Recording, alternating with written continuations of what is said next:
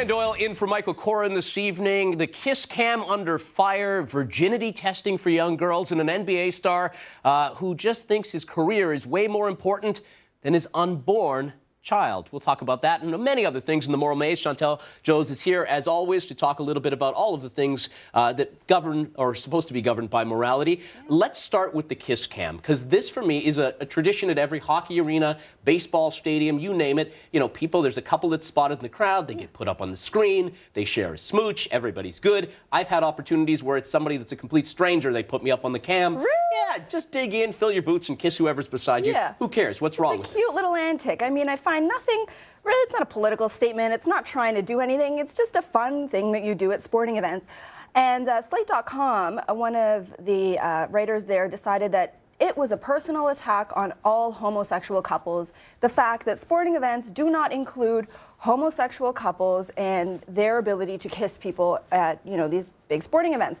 So, I mean, it's one of these things where something fun, something that's supposed to be just a little treat in the middle of a game turns into a political statement where, you know, what the writer calls heterosexism, which I guess is the difference between homophobia, you're heterosexist, and It's not that you're afraid of homosexuals, you just don't like them, you don't want to have anything to do with them. And what they're saying is these heterosexist people are trying to keep homosexuals out of sports. And it's this bizarre idea that if we don't pan towards two people of the same gender, we apparently are, you know, trying to make fun of them or exclude them from this. Isn't this based on a big assumption here that the person, because I mean, in most of these stadiums, it's usually somebody who's just controlling the cameras. It's a camera technician who's doing this job. That individual is somehow homophobic or exercising their homophobic free speech in some way? Yeah, I mean, part of this comes out of the WNBA. And what happened in the WNBA is that they were asked, you know, why don't you do the kiss cam anymore? And someone said, you know, it's because we're looking out for the kids, and, you know, we don't want,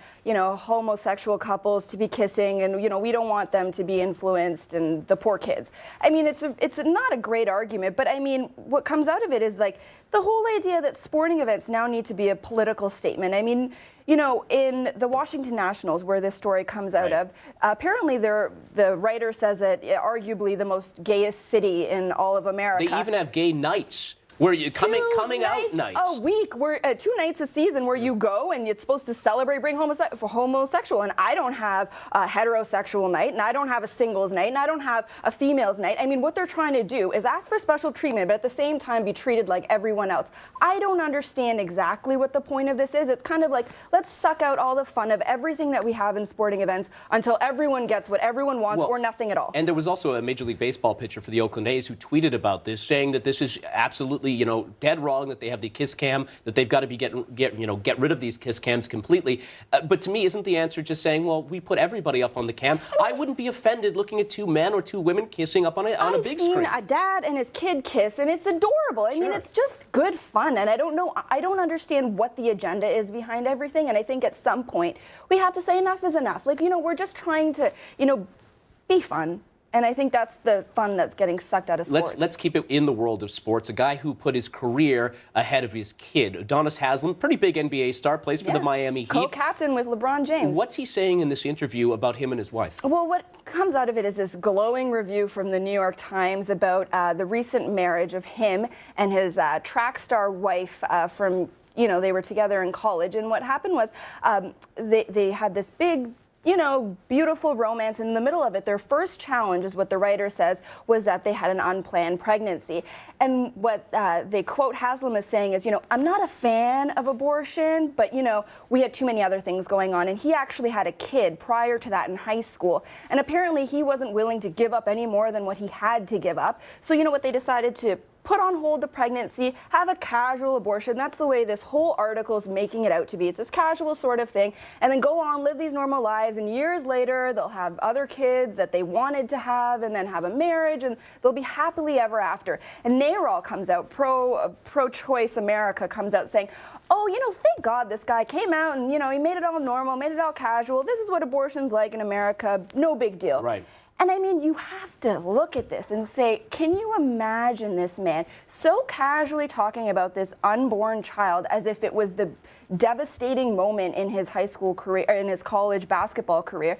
And the wife, she says in there, he was so supportive and so caring after the abortion. This to me is a slap in the face of working couples everywhere who have to balance jobs with family. It is a reality of life. I mean, this is nothing more than just this spoiled attitude that, oh yeah, we'll treat abortion like it's just some kind of game, and when we feel like it, we'll have a kid because we're number one. We're just selfish that way. And it comes out that, they have this perfect life together, so that abortion was a great decision, as if his kid in high school wasn't, or the kids that he had later on in life wouldn't have been. I mean, it really trivializes the importance of an unborn child, and it makes it all seem like all of this is just kind of, you do what you want to do, and in the end, it'll all work out.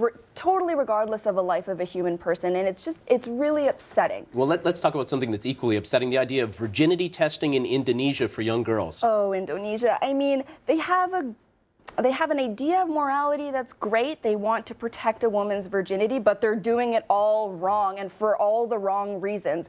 What's coming out in Indonesia, I mean, fortunately, it's been canned, but even for a moment, the chief education minister says in one of the districts says, what we're going to do? We're going to do a virginity test because we found out that, sex rates are going up among high school kids and there's higher promiscuity and, there are, higher rates of prostitution. So between 16 and 19, all the girls in schools were going to get tested every year until they graduate.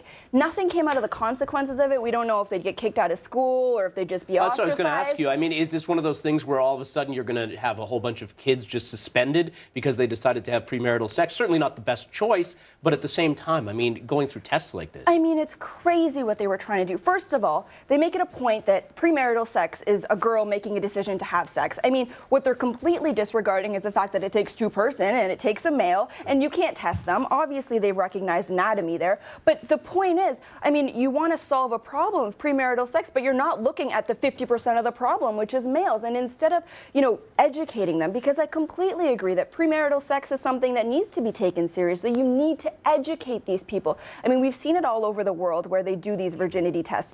India does it. They've had these weird situations. It's like a witch trial. You submerge the girl into water. I mean, in South Africa, they do it because they're trying to prevent AIDS. And what they do there is they think that, do these virginity tests. We'll find out who the virgins are. And what's actually coming out of that is that there's higher rates of these women getting raped because men with AIDS go and they have sex with them thinking that, that'll cure them of their AIDS. So the same thing's happening in Indonesia. We're not looking at the actual root of the problem, and we're trying to go around it. Yeah, and it's absolutely scary stuff. Chantel, we appreciate the time tonight. Thank you.